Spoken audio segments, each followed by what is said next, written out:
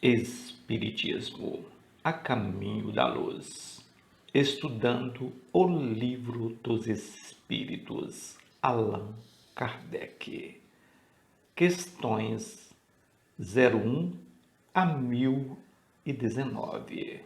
Se gostaram, deixe seu like, compartilhe e se inscreva no canal. Bom estudo. O Livro dos Espíritos, parte 2, capítulo 7, Retorno à vida corporal. Influência do organismo. 367. O espírito, ao se unir ao corpo, se identifica com a matéria?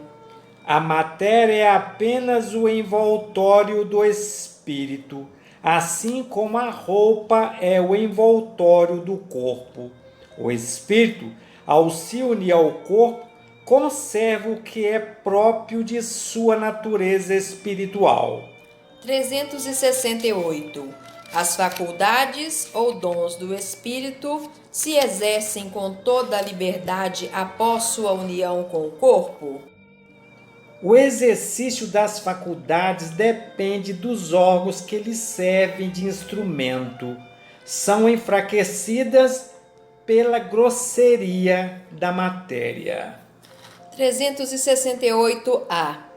Assim, o corpo material seria um obstáculo à livre manifestação das faculdades do espírito, como um vidro opaco se opõe à livre emissão da luz? Sim, é como um vidro muito opaco.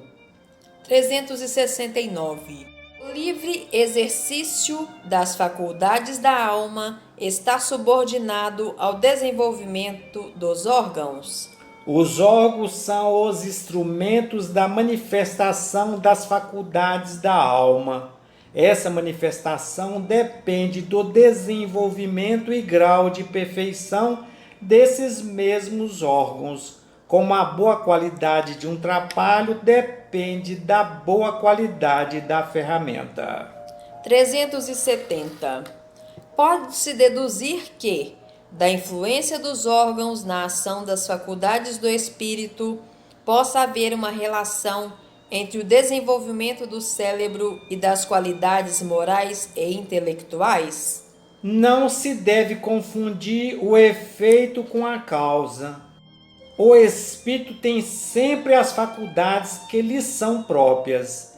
Não são, portanto, os órgãos que dão as faculdades, e sim as faculdades que conduzem ao desenvolvimento dos órgãos. 370-A. Assim sendo, a diversidade das aptidões do homem provém unicamente do estado do espírito? Unicamente não é o termo mais exato. As qualidades do espírito, que pode ser mais ou menos avançado, são o princípio, mas é preciso ter em conta a influência da matéria, que limita mais ou menos o exercício dessas faculdades. Os deficientes mentais e a loucura. 371.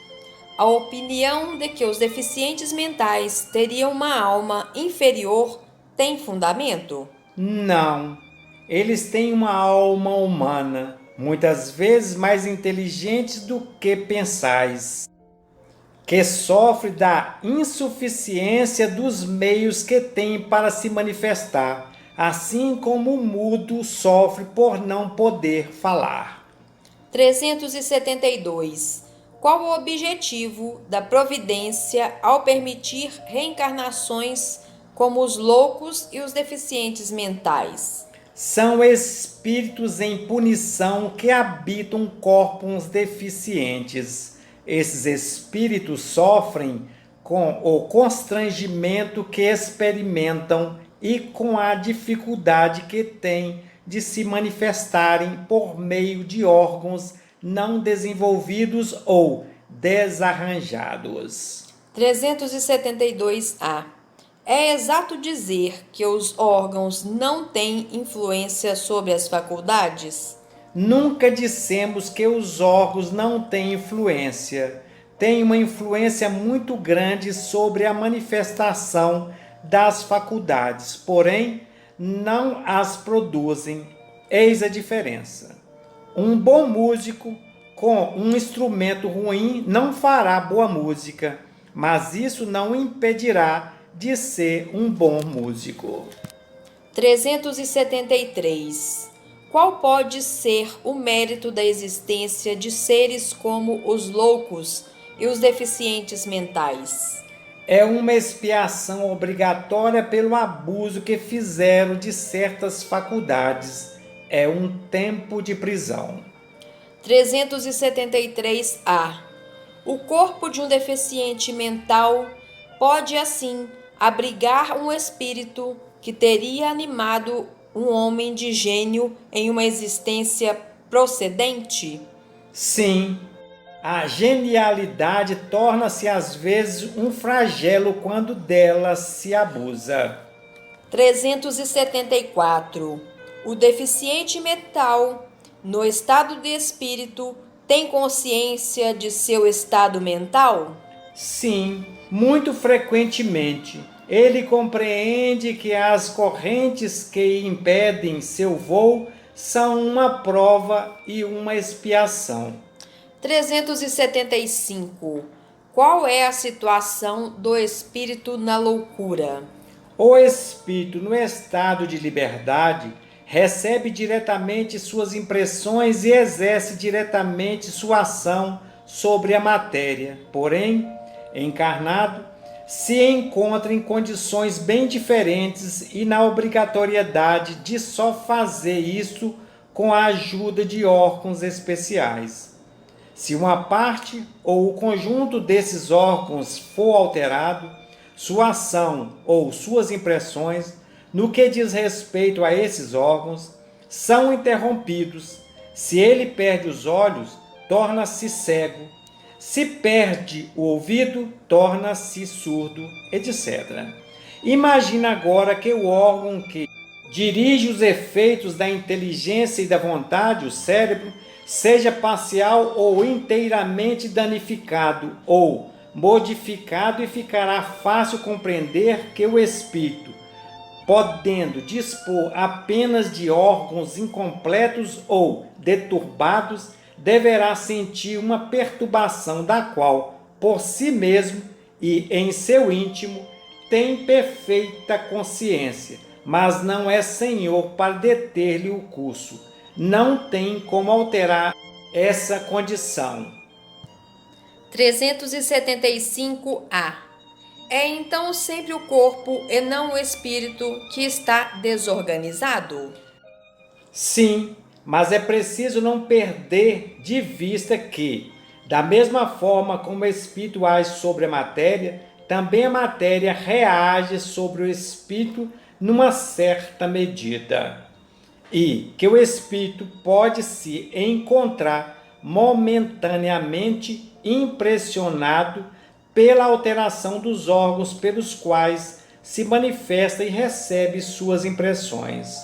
Pode acontecer que, depois de um período longo, quando a loucura durou muito tempo, a repetição dos mesmos atos acabe por ter sobre o espírito uma influência da qual somente se livra quando estiver completamente desligado de todas as impressões materiais. 376. Por que a loucura leva algumas vezes ao suicídio? O espírito sofre com o constrangimento e a impossibilidade de se manifestar livremente. Por isso procura na morte um meio de romper seus laços. 377. O espírito de um doente mental é afetado depois da morte pelo desarranjo de suas faculdades? Pode-se ressentir durante algum tempo após a morte, até que esteja completamente desligado da matéria, como o homem que acorda se ressente por algum tempo da perturbação em que o sono o mergulha. 378. Como a alteração do cérebro pode reagir sobre o espírito após a morte do corpo? É uma lembrança. O peso oprime o espírito e, como não teve conhecimento de tudo o que se passou durante sua loucura, precisa sempre de um certo tempo para se pôr a par de tudo. É por isso que, quanto mais tempo durar a loucura durante a vida terrena, mais tempo dura a opressão, o constrangimento após a morte. O espírito desligado do corpo se ressente, durante algum tempo, da impressão dos laços que os uniam.